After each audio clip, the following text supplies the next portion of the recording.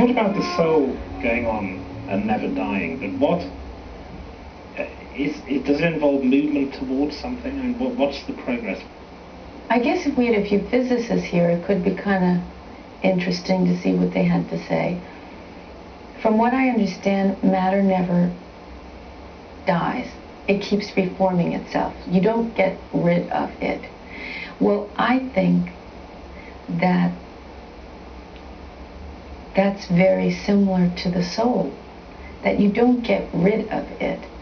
It just keeps expressing itself in a different form, whatever those forms are. But I think, whether you like it or not, you're stuck with your soul. And if you kind of, think it stinks and it smells, then you're probably bumming that you've got to be with it for the next trillion, gillion, however years, that it just doesn't go away. But people can talk till they're blue in the face and will tell me that it doesn't make sense that I think this way, or tell me that, and I go, fine. Maybe it doesn't make sense, but innately, I just know, like when my left hand, when I'm playing, when I go to a certain change, I know that that's right. For that moment, I know that I've had other experiences outside this dyed redhead girl's body. Because I know that, and I can't prove it to you. Christians believe that they'll be judged after death, that they will be judged by God on what they've done in their life. You presume, in your scheme of things, you don't believe it will happen?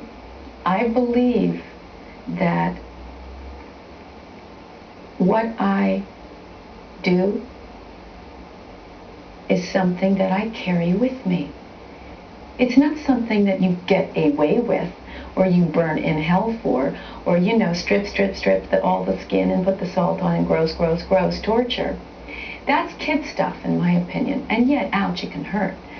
But to know that you have to look at who you are, to look at the games you're playing, to look at what you're up to own your shit, that to me is really what exists. And if it turns out after death that the established churches are right, for the sake of argument, there's this conventional God, they bring you before him or her, or him stroke her, what would be the first question you would ask? Got any 1800 on the rocks with salt? 1800? Tequila. Tori Amos, thank you very much.